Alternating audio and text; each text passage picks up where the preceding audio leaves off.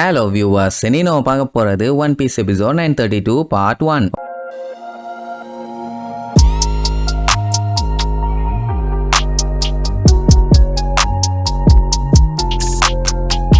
Open பண்ணா போன பாட்டில் நம்ம லூஃபி உன்னை நான் தூக்கி போட்டு மிதிக்கிறேன் அப்படி மிதிச்சேன்னா என்னை விட்டுருவியான்னு கேட்பான். ஒரு செகண்டுக்கு அந்த இடமே நிசப்தமாகும். அதுக்கப்புறம் அந்த வில்லப்பல்களோட ஆளுகளும் குயினும் சிரிப்பானுங்க பாருங்க. சிரிப்பு பயிறு வலிக்க வலிக்க முரட்டுத்தனமா சிரிப்பாங்க. அங்க பாருங்க அவன் மண்ட சைஸுக்கு தான் லூஃபி இருக்கான். அவனை போய் அடிச்சு தெரிய விடுவேன்னு சொன்னா எல்லாம் சிரியதான் செய்வானுங்க. 4 காட்டினா தானே மேட்ரு தெரியும். ஓவரா வாய் பேசாதேன்பா. அந்த டைம் ஒரு கூட்டம் என்ன குயினு நீங்க எல்லாம் போய் இவங்கிட்ட பேசலாமா? மேட்ச் ஸ்டார்ட் ஆயிடுச்சுன்னா அவனுக்கே புரிய போகுது. அவனே பாவம் எப்படி தப்பிக்க போறான்னு தெரியல. அதனால வாய்க்கு வந்தெல்லாம் பேசிட்டு இருக்கான். நீங்க கிளம்புங்க நாங்க பாத்துக்கிறோம். உடனே சரி ரைட்டு அவன் கிளம்புவான். ஏகப்பட்ட பேரு ஸ்டேஜ்ல வந்து நிப்பானுங்க. யோகரோ தான் பதறுவாரே தவிர லூஃபி இழிச்சுக்கிட்டே நிப்பான். சுத்தி இருந்துட்டு அந்த செக்யூரிட்டி கார்ட்ஸ் எல்லாம் டெத் மேட்ச் வேணும்னு கத்துவானுங்க. லூஃபி அடிப்பான். அவனுங்க தாங்குவானுங்களா? வந்திருக்கவனுக்கு கான்பிடென்ட் என்னன்னா அவனுக்கு எல்லாத்துக்கிட்டையும் வெப்பன்ஸ் இருக்காமா, நம்ம பையகிட்ட இல்லையா. அப்படி இருக்கும்போது நீ என்ன பண்ணுவ? சீக்கிரத்திலேயே சாக போற அப்படி இப்படின்னு பயமுறுத்துறானுங்களாம். நார்மலான ஆளுங்கன்னா ஓகே, லூஃபி கிட்ட போய் இப்படி பேசலாமா? அங்க ஜெயில இருந்த மத்தவங்களும் இதை பார்த்துட்டு தானே இருக்காங்க.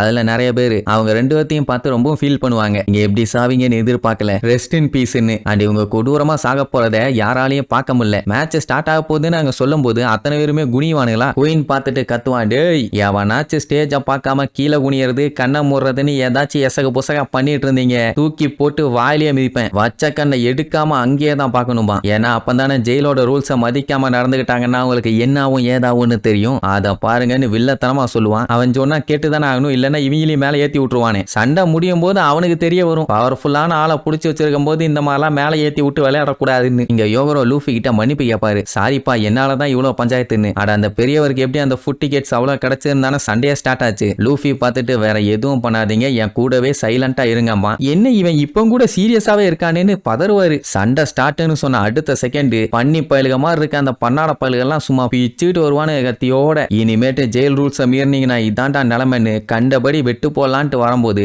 ஜஸ்ட் லூஃபி அவனோட ஹாக்கி பவரை மட்டும் தான் யூஸ் பண்ணுவான். தொட கூட இல்ல, ஏன் சுண்டு விரல் கூட படல. அந்த பவருக்கே அங்க இருக்கவனுக்கு எல்லாம் திருச்சு மயங்கிடுவாங்க. அந்த யோகரோ எல்லாம் பார்த்துட்டு வாயை பொழந்துருவாரு. என்ன சோழிய முடிச்சிட்டான்னு. லூஃபி பார்த்துட்டு ஏண்டா இவ்வளவுதானா, இவனுக்கு எல்லாம் வார்ம் அப் பண்ண கூட தாங்க மாட்டானுங்க, சட்டு புட்டுன்னு அடுத்த ஆளுல வர சொல்லுங்கம்மா. அவ்வளவுதான் சுத்தி இருந்த காட்ஸுக்கு எல்லாத்துக்கும் பேய் அடிச்ச மாதிரி ஆயிரும். ஏன்னா இப்ப லூஃபி அட்டாக் பண்ண வந்தவனுக்கு பூரா பயங்கரமா மசூல் உள்ளவனுங்க. அவ்வளவு சீக்கிரத்துல எல்லாம் அவனுங்களை எதுவும் பண்ண முடியாது. ஆனா இவன் கண்ண மூடி திறக்கிறதுக்குள்ள காலி பண்ணிட்டானே. குயினுக்கு தெரிஞ்சு போச்சு பயலால ஹாக்கி பவர் யூஸ் பண்ண முடியும்னு. அண்ட் அது மட்டும் இல்லாம அவன் யூஸ் பண்ணது கலர் ஆஃப் சுப்ரீம் கிங். எல்லாராலையும் இதை பண்ண முடியாது. சரி ரைட்டுன்னு சிரிச்சுக்கிட்டே மேட்ச் நல்லா இன்ட்ரெஸ்டிங்கா போகும் போலன்னு அடுத்து யாரெல்லாம் மேல வர இன்ட்ரெஸ்டா இருக்கீங்க சீக்கிரமா வாங்கம்மா. உடனே எல்லாம் மறுபடியும் கத்த ஆரம்பிச்சிருவானுங்க. இந்த மேட்சை ஜெயிலுக்குள்ள இருந்து டாவமட்சு பார்த்துக்கிட்டே தான் இருக்கான். அவன் லூஃபியை பார்த்து என்ன ஆனாலும் சரி எங்க பாஸ் யோகரோவை சாக விட்டுறாத லூஃபி, உன் மேலதான் நான் முழு நம்பிக்கை வச்சிருக்கேன்மா. பய பாத்தீங்கன்னா அப்படியே சந்தோஷமா இழுச்சுக்கிட்டே நிப்பான்னு வைங்க. அப்படியே பாத்தோசை காட்டுறாங்க. எல்லாம் ஜாலியா குளிச்சு முடிச்சுட்டு சரி ரைட்டு இனி டீ சாப்பிட போலாம், மேல நல்லா சுட சுட டீ கொடுப்பாங்கன்னு சொல்லிட்டு இருக்கும் போது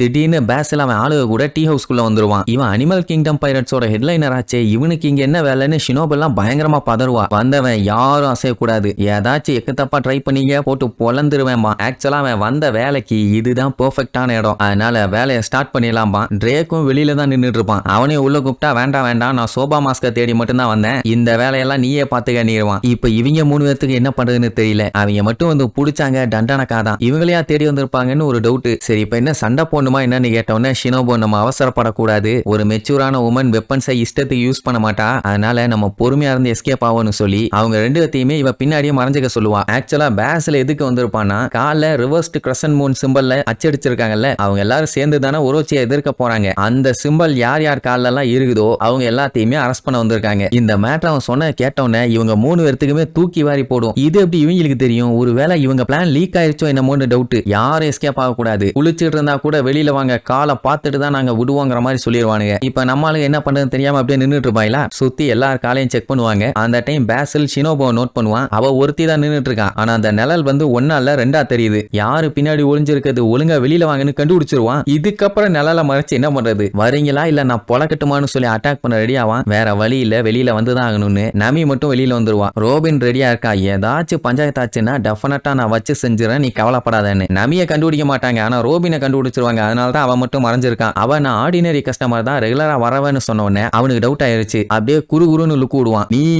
நீன்னு சொல்லிட்டு இருக்கும் போது மேல கட்டி இருந்த டவல் கீழே வந்துரும். சோ பிகினில நின்னுட்டு இருப்பா. அவளை பார்த்தோன்னா அங்க இருக்கவங்க எல்லாம் அப்படியே பிளாட் ஆயிருவாங்க. என்ன இவ்வளவு அழகா இருக்கான்னு. அந்த டைம் ரத்தம் சொட்டு சொட்டா சொட்டிட்டு இருக்கும். யாருன்னு பார்த்தா நம்ம சஞ்சி இன்விசிபிளா உள்ள வந்திருப்பான் போல. நமிய இந்த நிலைமையில பார்த்தோன்னே திருச்சடிச்சு போய் விழுவான். அதுவும் ரத்தம் திரிக்க அதுவும் சாதாரணமா போய் விழுந்தா பரவாயில்ல, யாரோ தூக்கி அடிச்ச மாதிரி போய் விழுந்திருப்பான். பாடி ஃபுல்லா ரத்தம். எல்லாம் வந்து எட்டி பார்த்துட்டு இது சோபா மாஸ்க் ஆச்சே, இவனுக்கு இங்க என்ன வேலைன்னு முழிப்பாக்கி. இங்க நமி ரோபினுக்கே தெரியல சஞ்சி இங்க என்ன பண்ணிட்டு இருக்கான்னு. அது மட்டும் இல்லாம வித்தியாசமா ட்ரெஸ் வேற போட்டிருக்கானே. உடனே ட்ரேக் கிட்ட இன்ஃபார்ம் பண்ணிடுவானுங்க சோபா மாஸ்க் உள்ளதான் இருக்கான்னு. இங்க அடிச்சு புடிச்சு உள்ள வருவான். லேடிஸுங்க ஜென்ஸுங்கன்னு எல்லாருமே அரைகுறையா நின்றுட்டு இருந்த உடனே அவன் அப்படியே கண்ணை மூடிட்டு கீழே வந்துருவான். அதுக்கப்புறம் நீ நார்த் ப்ளூல இருந்து வந்தவன் தானே, அப்போ உனக்கு அந்த சோபா மாஸ்க் யாரு என்னன்னு கண்டிப்பா தெரிஞ்சிருக்கும், கொஞ்சம் நல்லா பாருமா. அவனை பார்த்தவனே இவனுக்கு தூக்கி வாரி போடும், இவன் ஜெர்மா 66 ஆச்சுன்னு. அதுவும் இது ஸ்டெல்த் பிளாக் சூட் ஆச்சுன்னு அவன் ஆடி போய் அசந்து போய் மிரண்டு போய் நம்ம சஞ்சியலு கூறதோட இந்த எபிசோடுக்கு எண்டு காடு போட்டு முடிக்கிறாங்க.